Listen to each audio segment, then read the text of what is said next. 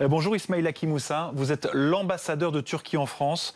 Monsieur l'ambassadeur, en France, tous les partis d'opposition, de l'extrême gauche à l'extrême droite, appellent à ne pas abandonner les Kurdes. Comment vous vivez ce concert d'indignation chez nous? Bonjour, merci pour l'invitation. Je veux tout d'abord dire que nous non plus, nous Turquie, nous n'abandonnons pas les Kurdes.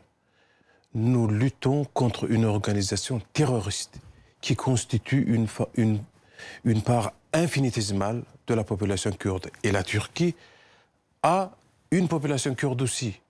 Nous ne faisons pas de recensement sur une base ethnique, mais il y a des estimations... L'opération est très critiquée, monsieur l'ambassadeur. Très critique, très critique. L'opération vise l'organisation terroriste PYT-YPG qui est l'antenne syrienne de PKK. C'est aussi simple que ça. L'Europe, d'une manière générale, la France comprise, les Nations Unies, l'OTAN, tout le monde comprend et accepte le caractère terroriste de PKK quand il s'agit de son antenne syrienne, branche syrienne de cette organisation terroriste. Alors là, les choses changent. Nous n'arrivons pas à le comprendre. Le but de l'opération, c'est de déloger cette organisation terroriste de nos frontières. Pourquoi maintenant la présence de ces milices kurdes à cette frontière, elle est loin d'être nouvelle?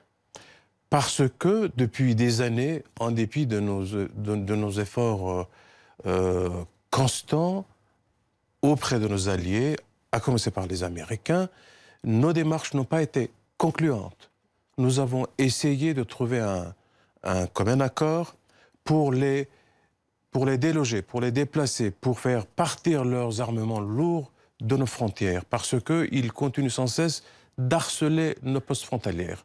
Ils tirent sur la population civile. Des civils sont morts aussi dans les bombardements, hier dit l'Observatoire syrien des droits de l'homme, dans les bombardements turcs. Il y a aussi des victimes civiles du côté des Kurdes depuis le déclenchement de l'opération. Écoutez, je puis vous dire que l'armée turque est peut-être la seule armée au monde la plus expérimentée en la matière. Nous avons mené des opérations dans Jarablus, dans la région d'Afrin, et les dommages collatéraux étaient quasiment minimes. Il y a un point qui inquiète beaucoup en France, monsieur l'ambassadeur. Il y a dans cette région-là 10 000 combattants djihadistes, à peu près, dont 2 000 étrangers, qui sont retenus dans des camps kurdes. Est-ce que vous avez prévu quelque chose pour éviter qu'ils ne s'égaillent dans la nature? Deuxième versant de cette opération, c'est aussi une opération contre les restes de Daesh, djihadistes. Pour nous, c'est ça qui nous différencie peut-être du reste du monde. Nous ne faisons pas de distinction entre les organisations terroristes. Pour nous, Daesh est aussi sanguinaire, aussi terroriste que le PYT et le PKK.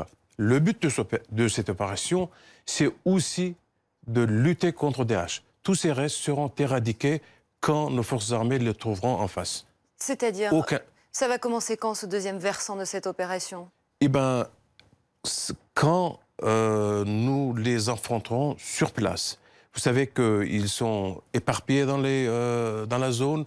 Vous venez de me dire, à juste titre d'ailleurs, qu'il y a certains militants de Daesh qui sont maintenus, contenus en prison ou dans des endroits contrôlés par les éléments de PYT. Nos forces sur place, quand ils les trouveront, ils s'en chargeront aussi. De toute façon, ça a été communiqué en temps utile à nos alliés, aux Américains, aux Français, aux Anglais, etc., par des voies usitées, et au secrétaire général des Nations Unies. Un dernier mot, monsieur l'ambassadeur, est-ce que vous avez été convoqué au Quai d'Orsay? Est-ce que vous vous êtes amené à le faire dans les heures qui viennent, dans les jours qui viennent? C'est possible. C'est possible, mais en l'état, il n'y a rien. C'est possible. Je suis en contact avec eux quasiment régulièrement. S'ils souhaitent me convoquer, pour l'instant, ce n'est pas le cas. Ça pourrait être le cas. Merci beaucoup Ismail Hakimoussa d'avoir répondu aux questions de